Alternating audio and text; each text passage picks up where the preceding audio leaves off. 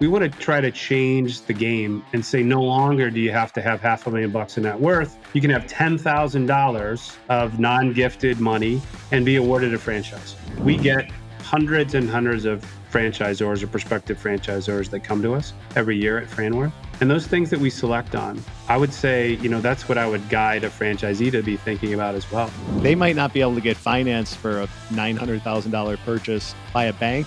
I would bet on them in a heartbeat. They were really pushing on, hey, I'll come in if you change the model. If you really go make the Milkshake Factory a drive-through, I'm in. I'll buy a bunch. And I think it might have been our first or second discovery day. And, we said no. Hello and welcome back to the channel, Franchise Business Real Talk with me, Coffey. And today I have a very special guest, Dave Keil from FranWorth and many other brands with me today. Dave has been in franchising for 38 years. Not quite that long, but it's been. I like to joke since the late 1900s, Gee. That's the.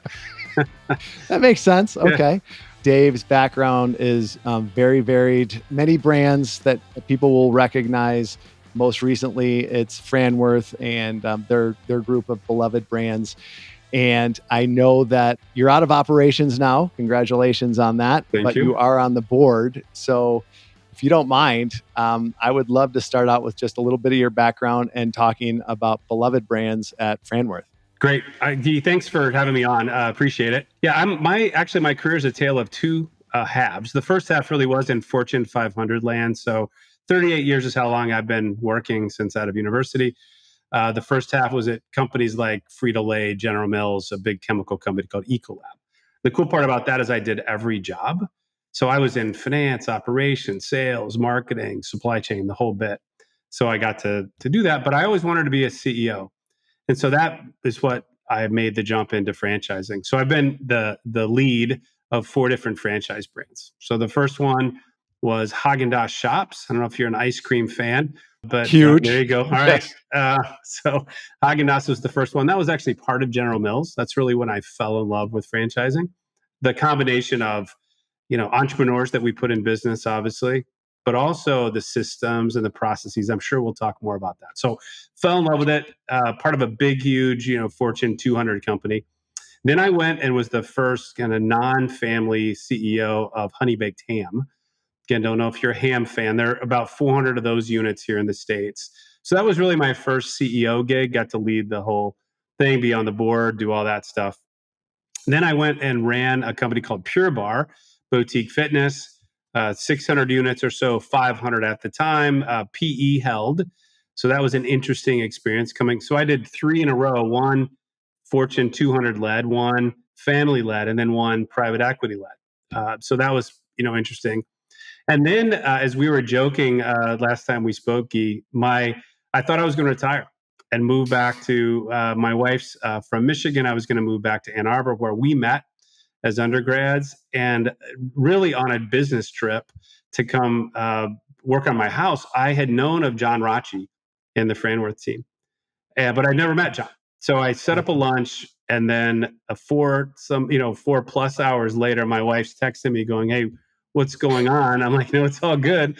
And he offered me to be the CEO of the Lash Lounge that, Sure. that business. And for me, that was exciting because at the time it had still run by the founder, Anna Phillips, and had 19 units open. So I had never run an emerging brand like that. And so that was what was super exciting. And we can talk much more about that. So those are the 4 businesses I led. And so I ran the Lash Lounge as CEO. Best thing we ever did was bring in Meg Roberts as our president, who's now the CEO. And, I stepped in to lead FranWorth. We can talk more about FranWorth and what we do. Sure. Well, I just wanted to kind of interject here for a second. As when we first talked, I had seen somewhere about you retiring, and you corrected me. And I love this terminology. It's like, I'm not retiring. I'm just rewiring and doing something a little bit different. Yeah, that's true. Yeah, it's really, and for me, look, like a lot of us, I have been leading teams for 38 years. So It's been a long time. And my calendar was really not my own. 7-8 meetings a day, supporting 7 brands day to day, leading a team. And so I've got still a lot left to do. I sit on the FranWorth board and two other boards of businesses that are going to get into franchising that are not yet into franchising. So, and then I've got a nonprofit that I lead that we can talk about later called Franchise for Good. So yeah, it is definitely a rewiring. I'm not just going to go play golf, although I am spending a bunch of time traveling and goofing off this month. So As well you should. no, As thanks, well Steve. you should. Appreciate it. Just to brag on your accomplishments at Mhm. Lash Lounge. I know you've had others before that as well. But I think you took Lash Lounge from 19 units to over 100 in a really short amount of time. It was Yeah, incredible. we put on. I think we were 19 the first year. In 2018, we left the year at 61 open, and then I think we put another 35 or 40 on the next year. So we got to 100 pretty quick. Yeah. And those were some fun times, that is for sure. And happy to know I was just at their conference not that long ago, and they're very happy still, which is the most important thing. The franchisees are still, happy with the results, and many multi units that signed on again when we had sold them their first few. They're signing back up. Yeah, I had the terrific opportunity to be at the Lash Lounge conference in Mexico earlier this year because it's a sister brand of Frenchies and the Head to Toe platform owned by Riverside now, and there was a lot of happy people there. So Good. it's a really good, Good to hear. strong system with lots of momentum. I'm sure you know, but Yeah. just being around people in a social environment and hearing the conversations that franchisees and corporate folks have together, it was really, really positive. Yeah, we've even got a few Lash Lounge franchisees that are coming to we have some other brands, one called Sugaring LA in our platform. So we've got a Lash Lounge franchisee coming in and to be a franchisee of one of our kind of newer boutique beauty brands. So I think that says a lot as well. That makes a lot of sense. And then I would like to touch on FranWorth. I like your new platform name. It's Beloved Brands. Yes, I like that. Thanks. Like that it has a good connotation. Yeah, and then I'll tell you what that means. I mean, if that's okay, Aki. please do. Yeah. So FranWorth has been around for almost 10 years. We're led by the founder, John Rocci, who had this idea. He was the guy that started Franship as part of the International Transit Association. So a way to mentor people. That's how he's wired. So that's why he created FranWorth, was to go mentor franchisors, emerging franchisors. There aren't that many, as you know, companies out there that mentor emerging or just newer franchisors. So that was the idea. And then so since then, we've worked with some 20 brands. Several of those have gone off and, like the Lash Lounge, have gone off to different ownership. We have 7 in the portfolio today, and 7, just either weren't ready or didn't do we hit it the market at the wrong time. Sure. But the 7 today are just wonderful.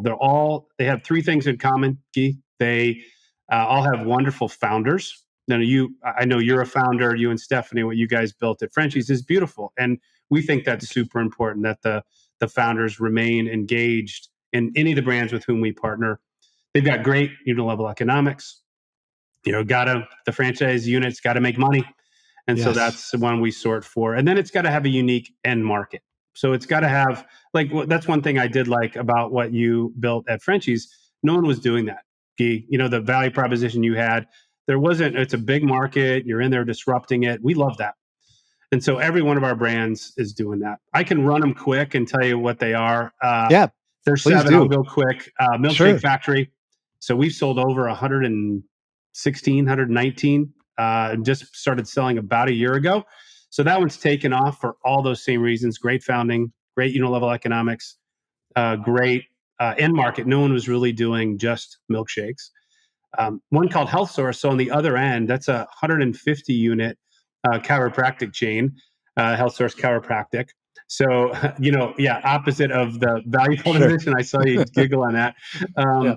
But also from the size. I mean, been around 17, 18 years. Again, founder, Chris Tomczak, still very well involved. 2 service-based businesses, one called Mosquito Nix that does mosquito systems. So install systems that wrap around not just fogging. And then Garage Kings, which is a garage floor coating business, as well as with cabinets and garage doors. Sugaring LA, still in boutique beauty. Again, that's a hair removal, but in a more natural way. Sugaring is really beginning to take share from wax. Sure. One called Degree Wellness, our newest brand. that we just launched here about a month and a half ago. This is a wellness space that's got cryotherapy, infrared sauna, cold plunge, the red light therapy, those types of things. Just launched. And then one we're about to launch is called the Laundry Spot, which again, there's one Laundry Lab, as you may know, is a competitor in the franchise space, but we love the Laundry Spot and what they're going to do. It's really, I mean, picture what a Best Buy looks like, how light and airy and bright and clean that is in a laundromat, which, typically aren't known for that. And so again, partnering with the founder there, a great small system out of Ohio that we're going to go take national. So those are the 7 with all those kind of very different, from ice cream to chiropractic care. Sure. But the only thing in common is they're all emerging brands and all, a handful just getting going for the most part. Great. Yeah. Well, thanks for running through them. Yeah. I love that breadth and but the commonality Yeah. of keeping founders involved and keeping the core together and selling on the merits of each one of the systems. That's 'Cause it. It's And many all and wrapped varied, around right? this infrastructure that FranWorth brings. The one thing we're trying to do different with beloved brands. So we're still doing emerging brands, Guy. But one thing that we have begun to notice, and you have seen this from being in the business, is that most franchisees need $500,000 on the balance sheet to be able to get a shot.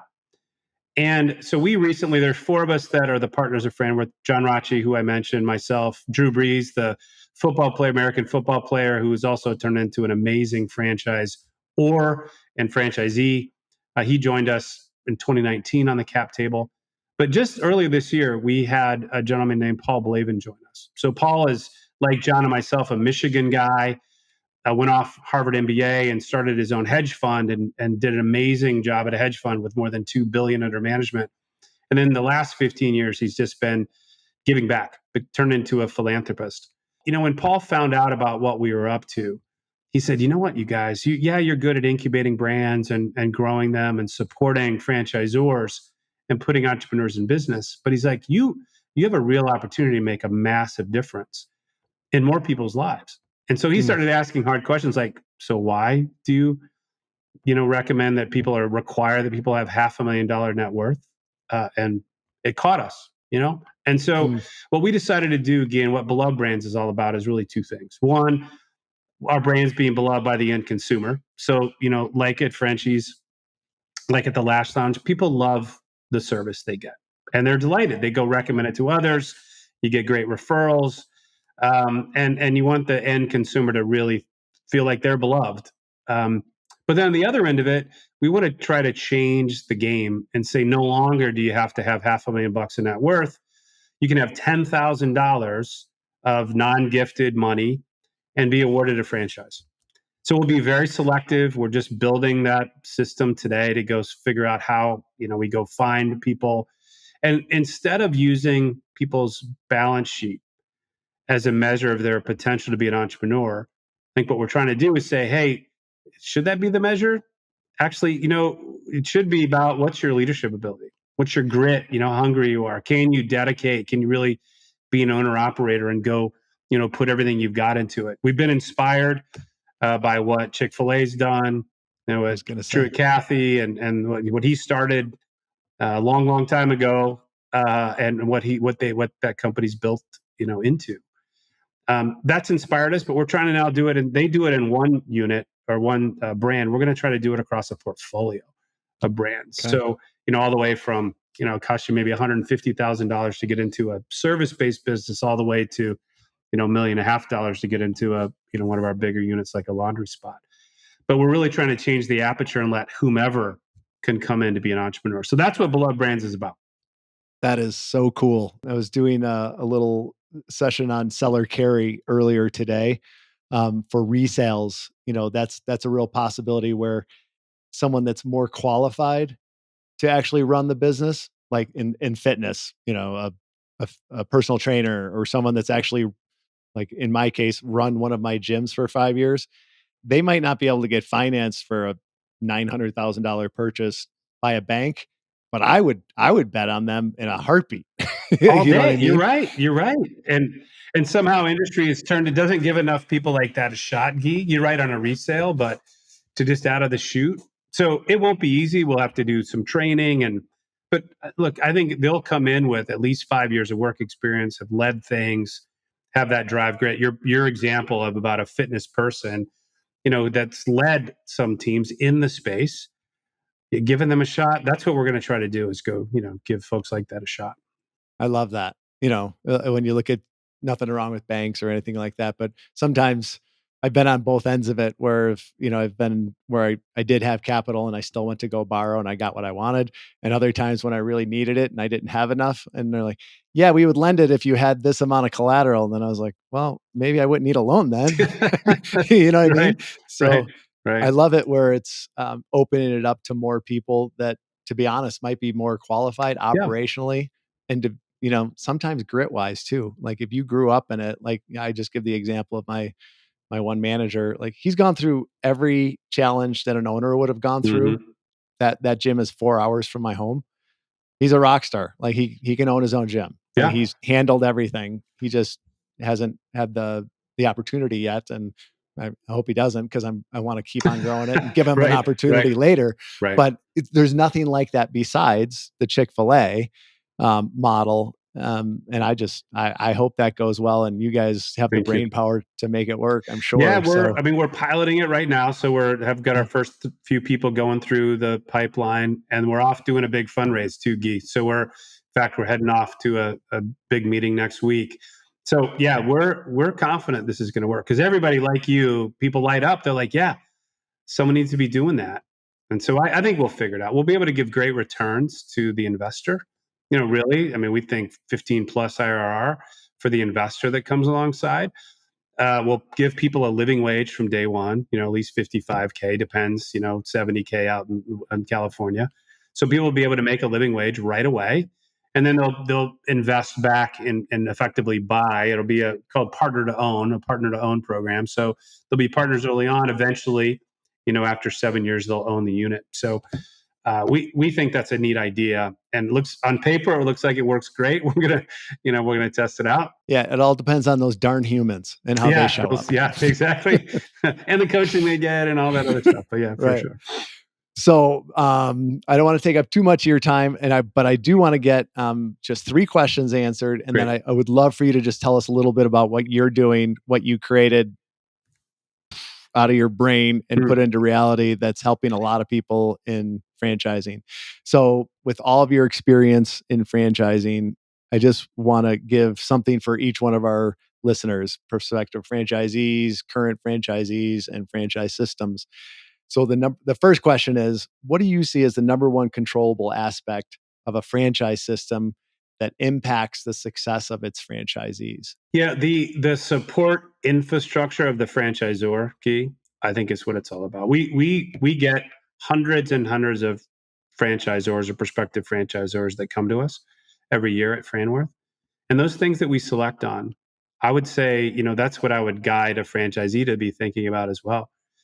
I think the founder is super important. And I know I'm talking to a founder, but my experience even at Pure Bar Boutique Fitness was the founder had been gone and the brand had lost its way. So a founder or a founder role that really is making sure the brand is being taken care of, and you really understand whatever it is from eyelashes to nails to milkshakes, that someone really understands it, and then that you've got a team behind you. Because that, Mm. the data are great, right? The data are in a franchise backed system. 85% of those businesses are still in business after 80 or after 5 years, whereas I think it's something like 15% Yep. of sole proprietorship. So it's got to make sure the right people are behind it. That's why we at FranWorth love what we do. We've been doing this a long time. This is what we're focused on. It's what I described back when I told you what got me so excited about Haagen-Dazs was, yeah, we have entrepreneurs, but they're wrapped with processes and systems and people that have been there, done that. So even I spend a bunch of my time as I move into a new part of my career still coaching our brand presidents, because like you, I've led a franchise system. I know what's around the corner. And so I think sharing that stuff, or the ops team saying, hey, here's the KPIs, or the legal team saying, here's what to watch out for. But just who's behind it is the most important thing. That's a great answer. Thanks for sharing that. Of course. The next one has to do with franchisees. Over the years, you've probably worked with tens of thousands Yeah, of I bet tens of franchisees. thousands. Yeah. I was kind of thinking, what's a realistic Yeah, no, I number? think that's probably right. Yeah. Yeah. Right, right. When you first meet someone, this might put you on the spot. When you first meet someone, when they come in you might not be in these meetings anymore, but back in the day, you know, like you saw 10 people come in for a discovery day or something like that, and you might have had like a little, 3-point highlight of what they've done in the past. Was there anything that stood out to you, like, oh, that gal, she's going to be a rock star, or in this system, or whatever the case may be? Was there any kind of clarity after all those years of being able to pick that out, or was it still like, we'll see what happens as soon as they open? Yeah, no, well, it's awful tough to do that, Guy, as you know, which is we're reinventing that with beloved brands. So we're going through that right now. We're trying to say, hey, what questions could we ask in a survey? How do we get to it, do a behavioral interview? So we've engaged Gallup, we've engaged this guy named Doug Harrison, who wrote the Rise framework to go help us. He's done this for a bunch of Fortune 100 companies to go to get at those key questions. And really, I think what it comes down to is it is that grit, Guy. I know that's hard to identify, but we're going to ask things about, hey, when you've been hit with something that's been a challenge, how do you react? How do you react to that? Are you resilient? Have you done it in your past? My guess is most successful franchisees have not been handed life and opportunity on a silver platter all the time, right? They've worked through stuff. We all have. Right. But how you do that, I also test for people that are going to be able to follow the system, Guy. So we had, I have gone to discovery days. I've been to, I don't know, one a month this year, at least. So I've seen them from, probably 6 of our different brands. And the ability to follow the system and that balance of bringing their own, local adaption ideas about how they're going to go put it into Raleigh, Durham or whatever, because they're going to be the mayor of the brand there. But more importantly, can they really follow the system? So we had one of our businesses, they were really pushing on, hey, I'll come in if you change the model, right? If you really go make the Milkshake Factory a drive-through, I'm in. I'll buy a bunch. And I think it might have been our first or second discovery day. And, we said no. It would have been okay if they asked once. We're like, no, we're not going to do it. We've been proving this out for 15 years. So we're going to, yes, someday, but not immediately. So someone like that's just not going to be a good fit, right? Right. We want people that are entrepreneurial, that they can lead and face uncertainty and operate through the gray, but also someone that'll follow a system. So I'm always looking for that. Are they bucking it? Are they going to be bucking the system too much? Because they'll just be frustrated, right? If that's it's not a good fit. They should go do their own thing, and so they can go get promoted to founder of their own thing. Yeah, exactly. You want to change the system and go create it, right? Yeah, right. There you go. So the last question has to do with, we sold Frenchies to a platform that was building out a beauty brand platform. Stephanie and I had been looking for that. We thought that was a great idea. We still do. And you have the same thing with brands joining your platform. What are the advantages of that for franchisees looking at systems? If they say like, oh, you're standalone, that's what's good about that, versus like, oh, you're part of this platform. Does that reduce my risk somehow, or what do you think? What do you see as the advantages of joining a system that's part of a brand, a part of a portfolio, not just a standalone? And I get this question often from candidates in discovery days. So we do talks and all that stuff about them. So I even put it in 3 different categories, Guy, in this. I think franchise systems early on, the reason FranWorth exists is because we coach and mentor and incubate emerging brands. So I think in those early days, I mean, you and Stephanie did that. You guys are the exception. Like, you did an exceptional job about supporting it. What FranWorth does is comes alongside groups like yours, like Frenchies at the time, and partners with founders. Yes, we take equity, so we're not for everybody, but build the processes and systems. So I think that's an important thing. If a prospective franchisee is looking at a system, back to what I originally said, you got to look at who's behind it. And then I think a system that's so a standalone will work well if it's got the proper support behind it. Experienced people in two areas. One, the whatever the offer is, the eyelash extensions, the milkshakes, the garage floor coating. So you've got to have that technical expertise, depth, but also scaling expertise, because most every business we come in and we change the point of sale system. We make sure we're putting in great KPIs. We're fixing, making opportunity or optimizing the supply chain. And we're doing that proactively, and investing behind it proactively. The benefit that a portfolio company gives you is, I think, even greater, Keen. And look, we sold the Lash Lounge to the same private equity firm that you sold Franchisee to. Part of it is to make sure we, as the franchisor, really wanted to make sure we're taking care of franchisees, and that private equity group to whom we sold, who's now created Head to Toe with Meg Roberts at the helm, will do great because they get it. They really are about supporting the franchisee. But I think what's even better, and we try to do this, and something I've been working on for more than 2.5 years now within FranWorth, is cross-pollinating ideas among the different brands in the portfolio. That's the fun stuff. Just like franchisees cross-pollinate ideas, the franchisors do it. So we just had a couple of weeks ago, I had all the brand presidents in town to Ann Arbor. It was a wonderful day because the brand presidents, who it gets lonely at the top, as you know, they get a minute and they spend a whole day and a half of just picking off other ideas and collaborating. We have a big long text stream that goes when somebody faces an issue or has just a simple question. Being part at every level. So we do that at the president's level. We do it at the marketers. They all meet every month. All the marketers across the portfolio. And then the ops people meet. The ops leaders of the franchisor meet. So we're sharing best practices. They're not in it alone. And so I think those are the benefits from being in a portfolio, if that stuff's done, right? If that stuff's done, if those ideas get cross-pollinated. Right. Yeah, I love it. It's like mastermind groups where you can find there's so many similarities between, it doesn't matter if it's a milkshake factory and a Degree Wellness.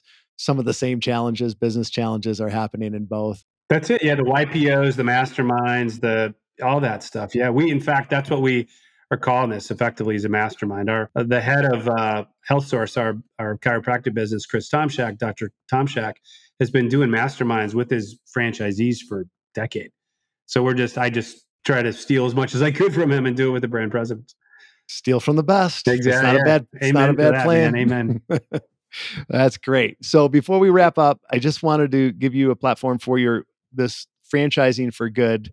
That when you told me about it, it was just, in summary, it was like, I had this idea, wanted to see if it would work. And then the last part of the story was, and now Notre Dame is trying it out too. And I was like, what? How does this happen?